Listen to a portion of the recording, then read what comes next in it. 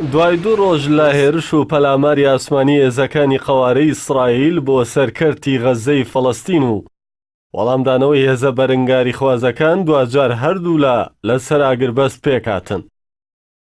لە ماوەی 3 ڕۆژی ڕابردووی ئاڵۆزی و پشێویەکاندا 31 هاوڵاتی فەڵەستینی شەهید بوون و 154 دیکەش بەئاستی جۆراوجۆر بریندار بوون. لەلایەنی ئیسرائیلی 4 کەس کوژراون و 10 کەسیش بریندار بوون. لە ڕووی مادیشەوە 830 نیشتەجێبوون لە کەرتی غەزە زیانیان بەرکەوتووە و 130 خانوویان بە تەواوەتی ڕووخاون. سەرچاوەکانی فەڵەستینی جەختیان لە گەیشتن بە ئاگربەستێک لەگەڵ قەوارەی ئیسرائیل بۆ ئاساییکردنەوەی دۆخەکە کردووە.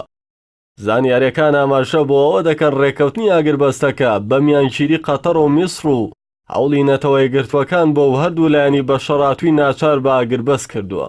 بەرپرسێکی فەڵەستینی بە ئاژانسی هەواڵی فەڕەنسی ڕاگەیاندووە ئاگربەستەکە بەو مەرجەیە ئیسرائیل خاڵەکانی لێک تێگەیشتنی لابردنی گەمارەوە لەسەر کەرتی غەزە جێبەجێ بکات.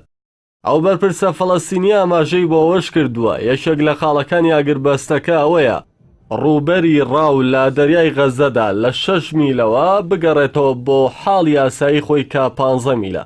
هەروە دۆخی کارەبا و زە و هاوردە و وەناردەی کەلوپەل ئاسایی بکرێتەوە. لای خۆیەوە وسام زەغبەر سەرکردە لەبەرەی دیموکراسی ڕزگاری فەڵەستین ڕایگەیاند ڕێکەوتنی ئاگربەست و ڕاگررتنی پەلاماری ئیسرائیل بۆ سەر غەزە سوکردنی گەمارۆکردنەوەی ڕێڕەوە سنووریەکان لە خۆ دەگرێت. هەرچەندە هێشتا هیچ ڕاگەیاندراوێکی ڕەسمی لەبارەی ئاگربەستەکەەوە بڵاو نەبووتەوە بەتایبەت لەلایەن ئیسرائیلەوە، بەڵام سوپایە و قەوارەیە باری لە ناکاوی لە تەواوی شار و شارۆچکەکانی نزیک لە کەرتی غەزە هەڵوەشاندۆتەوە. هاوشێوەی تەواوی هێرش و پەلامارەکانی دیکە بۆ سەر کەرتی غەزە. هێزی ئاسمانی قەوارەی ئیسرائیل 350 ئامانجی لە هێرشەکانیدا پێکاوە کە زۆرترینیان باڵەخانە و یەکەی نیشتەجێبوون بوون. ئەوە ژوای کردووە زۆرینەی قوربانیەکان لە ڕیزی هاوڵاتیاندا بن. ڕێکخراوە بەرەنگاری خوازەکانی فەڵەستینی 690 موشەکیان بە ئاراستەی ناوچەکانی ئیسرائیل ئاویشتووە. لەو ژمارەیە 240یان لە ئاسماندا تەقێنراونەتەوە.